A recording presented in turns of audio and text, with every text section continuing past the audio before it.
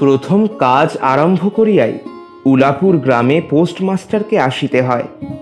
গ্রামটি অতি সামান্য, নিকটে একটি নীল কুঠি আছে, তাই কুঠির সাহেব অনেক জোগাড় করিয়া এই নূতন পোস্ট অফিস স্থাপন করাইয়াছে।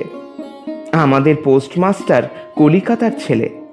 জলের মাছকে ডাঙায় তুলিলে যেরকম হয়, এই গণ্ডগ্রামের মধ্যে আসিয়া পোস্টমাস্টারেরও সেই দশা উপস্থিত হইয়াছে।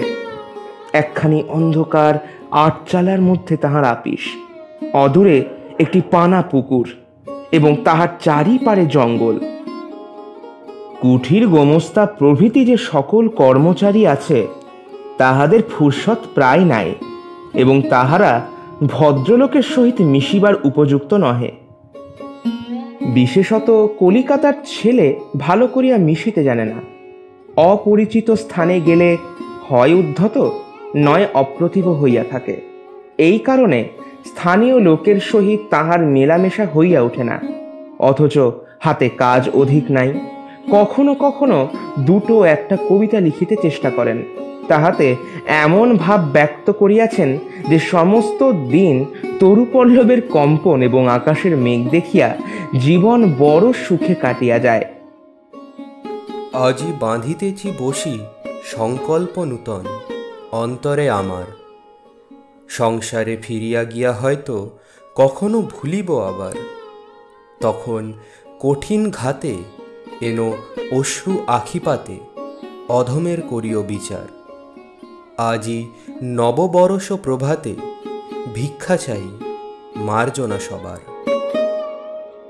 কিন্তু অন্তর্যামী জানেন, যদি আরব্য উপন্যাসের কোনো দৈত্য আসিয়া এক রাত্রে এই শাখা পল্লব সমেত সমস্ত গাছগুলো কাটিয়া পাকা রাস্তা বানাইয়া দেয় এবং সারি সারি অট্টালিকা আকাশের মেঘকে দৃষ্টিপথ হইতে রুদ্ধ করিয়া রাখে, তাহা হইলে এই আধমরা ভদ্র সন্তানটি পুনশ্চ নবজীবন লাভ করিতে পারে। পোস্টমাস্টারের বেতন অতি সামান্য।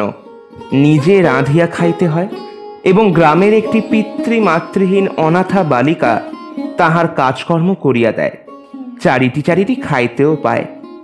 মেয়েটির নাম রতন, বয়স 12-13। বিবাহের বিশেষ সম্ভাবনা দেখা যায় না।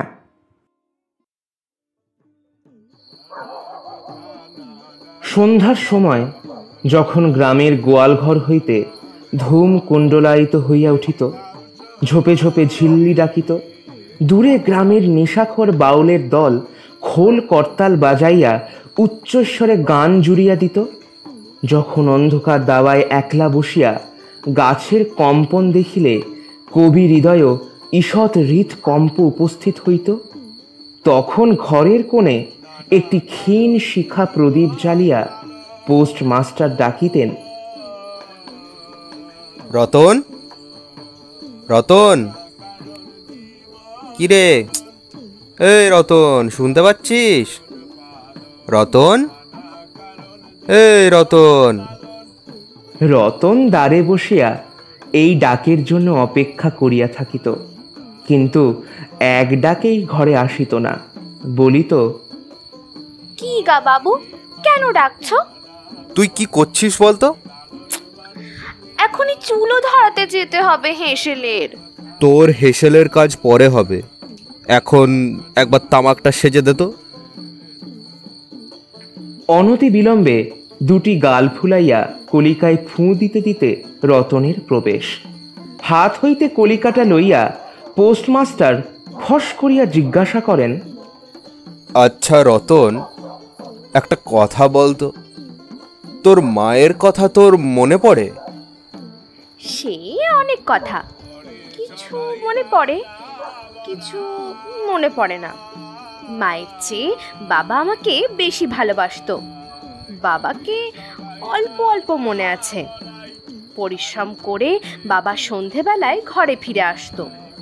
তার মধ্যেই দুটো একটা সন্ধে আমার মনে পরিষ্কার ছবির মতো আঁকা আছে।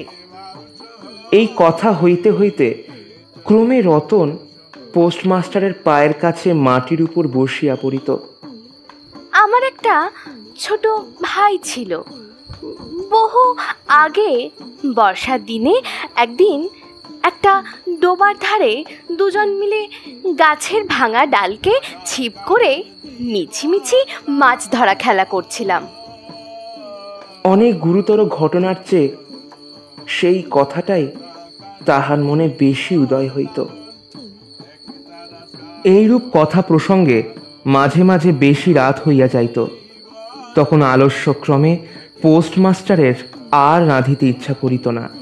সকালের বাসি ব্যঞ্জন থাকিত এবং রতন তাড়াতাড়ি উনন ধরাইয়া খান কয়েক রুটি শিখিয়ে আনিত। তাহাতেই উভয়ের রাত্রের আহার চলিয়া যাইত। একদিন সন্ধ্যাবেলায় সেই বৃহৎ আটচালার কোণে আপিসের কাঠের চৌকির ওপর বসিয়া পোস্টমাস্টারও নিজের ঘরের কথা পারিতেন, ছোট ভাই, মা এবং দিদির কথা।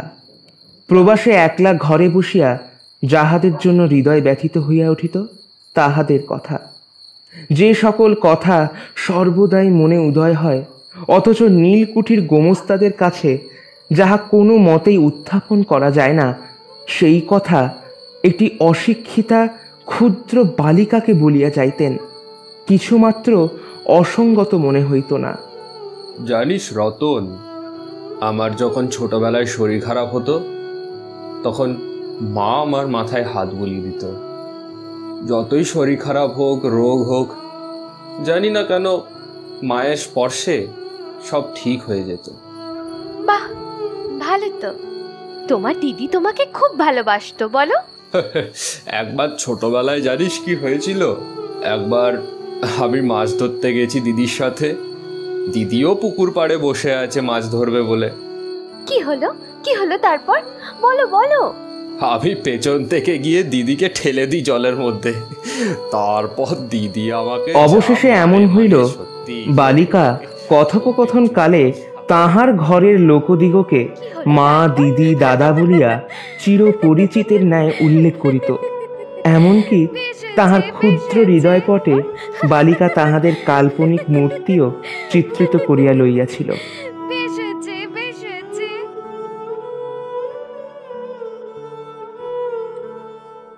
গল্প বলা কাজ অফিসিয়ালে আজকে তোমরা শুনছো বিশ্বকবি রবীন্দ্রনাথ ঠাকুরের লেখা একটি ছোট গল্প, পোস্টমাস্টার। এখনো অবধি আমরা শুনলাম পোস্টমাস্টার এসে পড়েছেন একটি এমন গ্রামে যেখানে তার কাজে মন বসে না। সঙ্গী বলতে আছে শুধু রতন। ধীরে ধীরে রতন আর পোস্টমাস্টারের মধ্যে আমরা দেখি একটা খুব সুন্দর বন্ধুত্বের সম্পর্ক গড়ে ওঠে। চলো শুনে ফেলা যাক গল্পের পরবর্তী অংশ।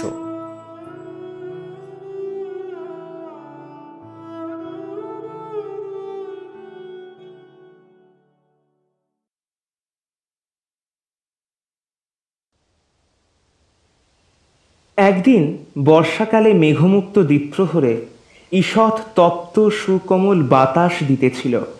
রৌদ্রে ভিজা ঘাস আর গাছপালা হইতে এক প্রকার গন্ধ উত্থিত হইতেছিল।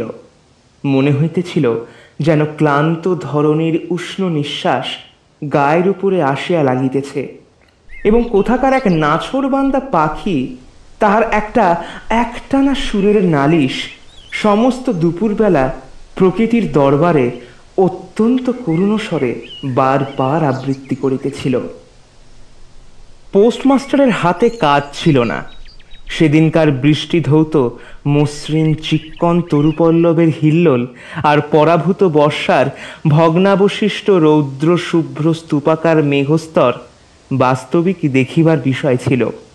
পোস্টমাস্টার তাহা দেখিতেছিলেন এবং ভাবিতেছিলেন। এই সময় কাছে একটি কেহ নিতান্ত আপনার লোক থাকিত, হৃদয়ের সহিত একান্ত সংলগ্ন একটি স্নেহ পুত্তলী মানব মূর্তি। ক্রমে মনে হইতে লাগিল যেন পাখি ওই কথাই বারবার বলিতেছে এবং এই জনহীন তরুচ্ছায়া নিমগ্ন মধ্যাহ্নের পল্লব মর্মরের অর্থ কতকটা এরূপ। কেহ বিশ্বাস করে না এবং জানিতেও পায় না, কিন্তু ছোট পল্লীর সামান্য বেতনের সাব পোস্টমাস্টারের মনে গভীর নিস্তব্ধ মধ্যাহ্নে দীর্ঘ ছুটির দিনে এইরূপ একটা ভাবের উদয় হইয়া থাকে। পোস্টমাস্টার একটা দীর্ঘ নিঃশ্বাস ফেলিয়া ডাকিলেন, রতন, এই। রতন তখন পেয়ারা তলায় পা ছড়াইয়া দিয়া কাঁচা পেয়ারা খাইতেছিল। প্রভুর কণ্ঠস্বর শুনিয়া অবিলম্বে ছুটিয়া আসিল, হাঁপাইতে হাঁপাইতে বলিল, দাদাবাবু ডাকছ? বুঝলি রতন, তোকে না আমি একটু একটু করে পড়াশোনা শেখাবো, কেমন?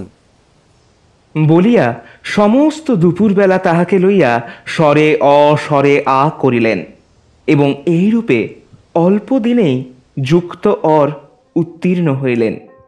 দেখ দেখ শোন, বল অ। অ আহ, অ নয়, অ। ঠিক আছে, বল অ। ও হ্যাঁ, এই তো, বাহ বাহ, খুব ভালো। বল আ। আ হ্যাঁ, এই তো, বল আ। আ অ। ও আ। আ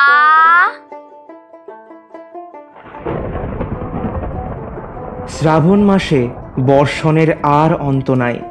খাল বিল নালা জলে ভরিয়া উঠিল। অহর্নিশি ঢেকের ডাক এবং বৃষ্টির শব্দ। গ্রামের রাস্তায় চলাচল প্রায় এক প্রকার বন্ধ নৌকায় করিয়া হাটে যাইতে হয়। একদিন প্রাতঃকাল হইতে খুব বাদলা করিয়াছে।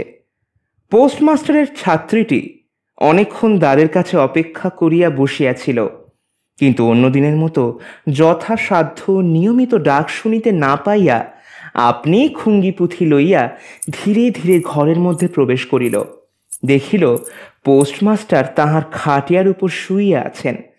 বিশ্রাম করিতেছেন মনে করিয়া অতি নিঃশব্দে পুনশ্চ ঘর হইতে বাহিরে যাইবার উপক্রম করিল। সহসা শুনিল, রতন। তাড়াতাড়ি ফিরিয়া গিয়া বলিল, দাদাবাবু ঘুমোচ্ছিলে? পোস্টমাস্টার কাতর স্বরে বলিলেন, শরীরটা খুব একটা ভালো লাগছে না রে মা।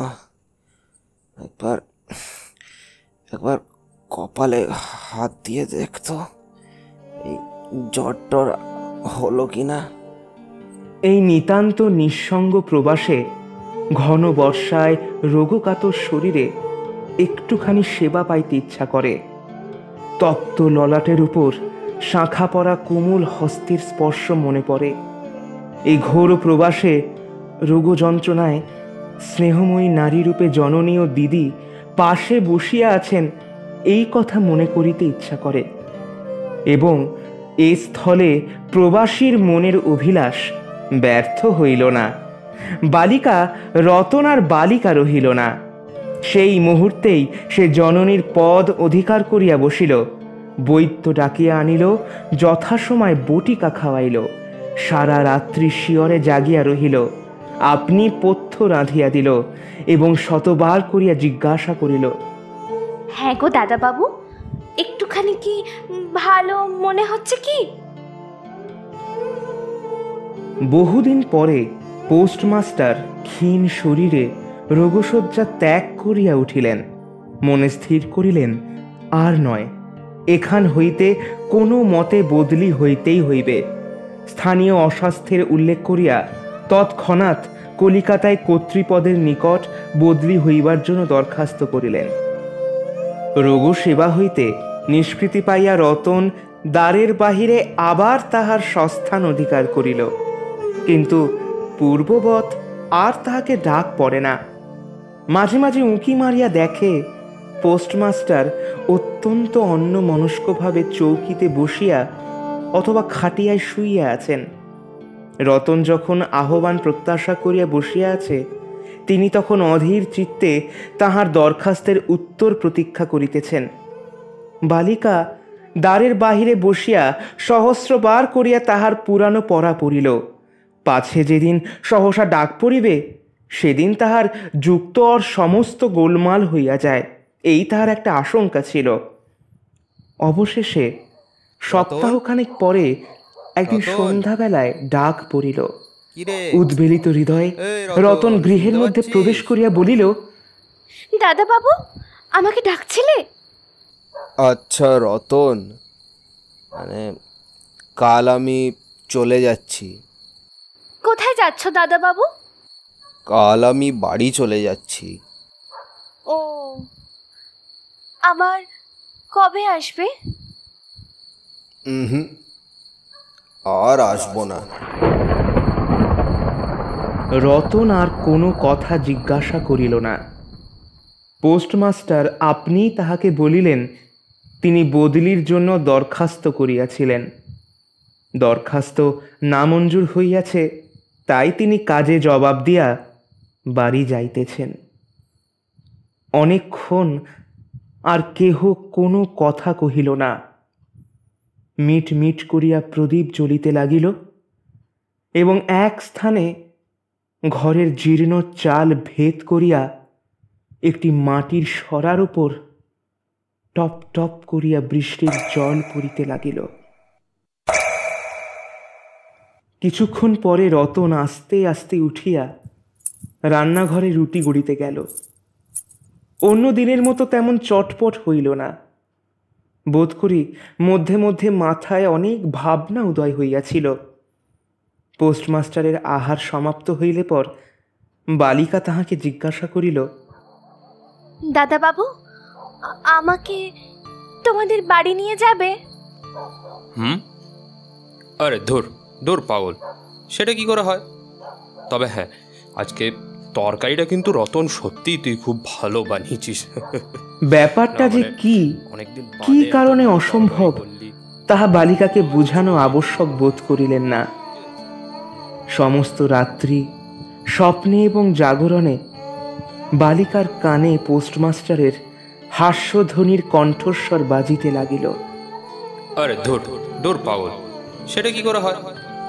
আরে ধুর ধুর পাগল, আরে ধুর সেটা কি করে হয়? সেটা কি করে হয়?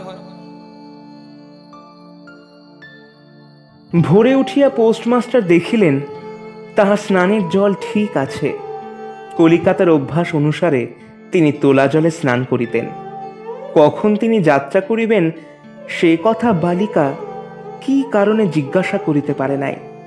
পাছে প্রাতঃকালে আবশ্যক হয়, এই জন্য রতন তত রাত্রে নদী হইতে তাহার স্নানের জল তুলিয়া আনিয়াছিল। স্নান সমাপন হইলে রতনের ডাক পড়িল। রতন নিঃশব্দে গৃহে প্রবেশ করিল এবং আদেশ প্রতীক্ষায় একবার নীরবে প্রভুর মুখের দিকে চাহিল। রতন, দেখ, আমার জায়গায় যে লোকটি আসবে তাকে আমি আগের থেকেই সব কিছু বলে দিয়ে যাচ্ছি।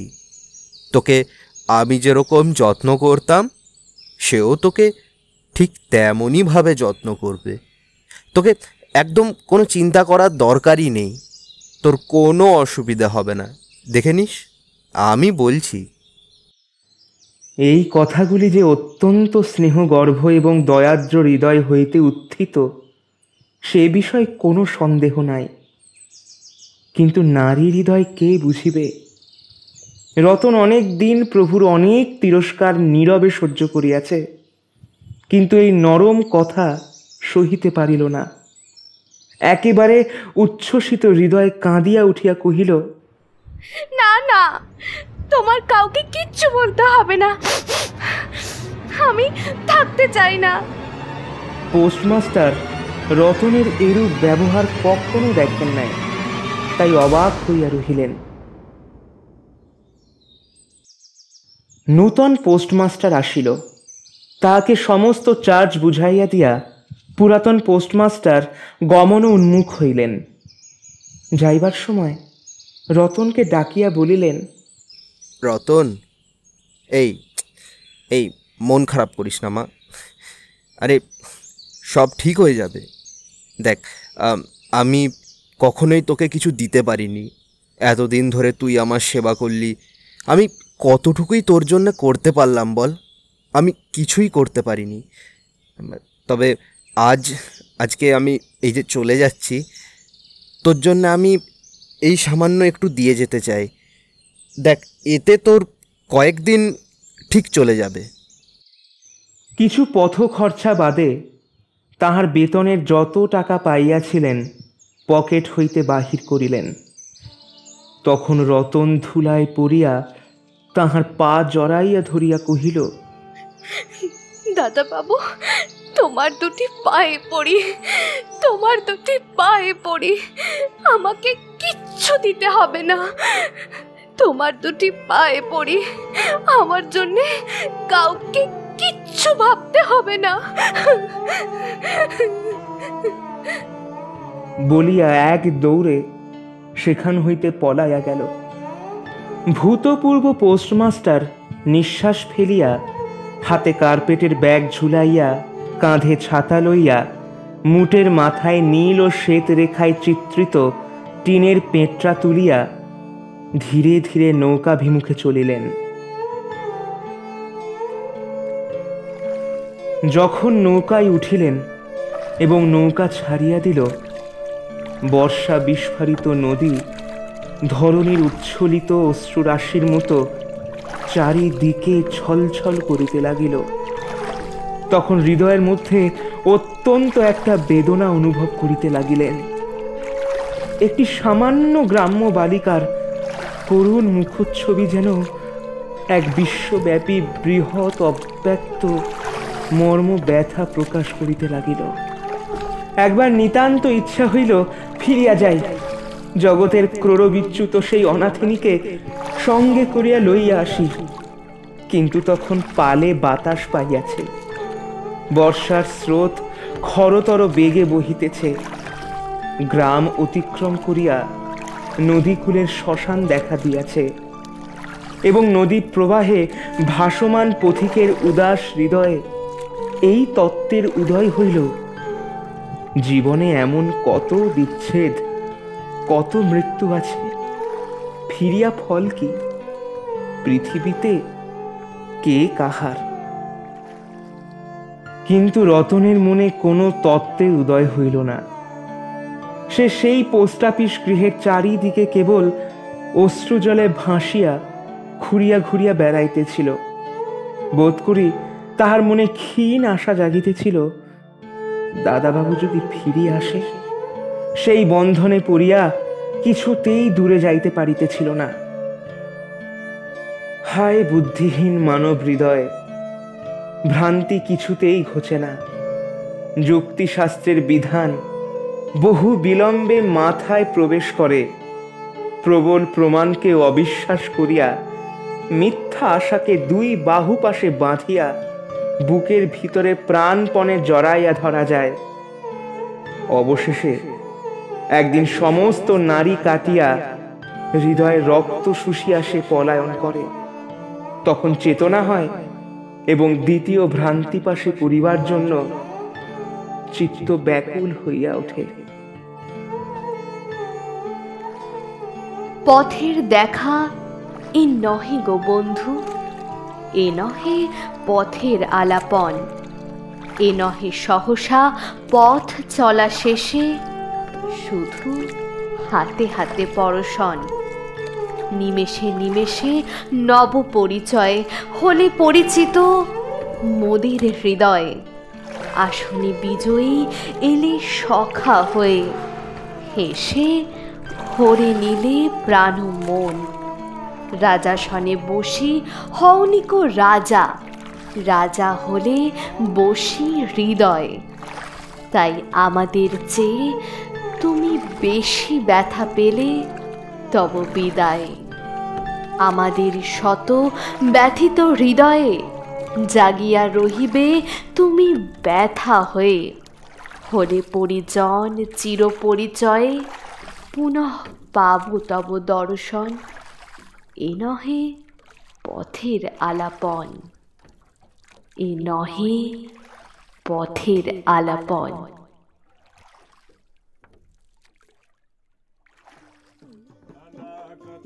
গল্প বলা কাজ অফিসিয়ালে আজকে তোমরা শুনছিলে বিশ্বকবি রবীন্দ্রনাথ ঠাকুরের লেখা ছোট গল্প পোস্টমাস্টার। গল্প পাঠে শুভ্রনীল, রতনের চরিত্রে এবং কবিতা পাঠে নন্দিনী, পোস্টমাস্টারের চরিত্রে এবং গল্পের সূত্রধার আমি প্রবাল, সাউন্ডস্কেপ ডিজাইন প্রবাল এবং সৈকত, পোস্টার ডিজাইন চিত্রিতা এবং ব্রতপ্রিয়া। দেখা হবে আগামী দিনে আবারও কোনো এক নতুন গল্প নিয়ে। Till then, please like, share, comment and subscribe to our channel গল্প বলা কাজ অফিসিয়াল, ইয়োর গল্প পার্টনার।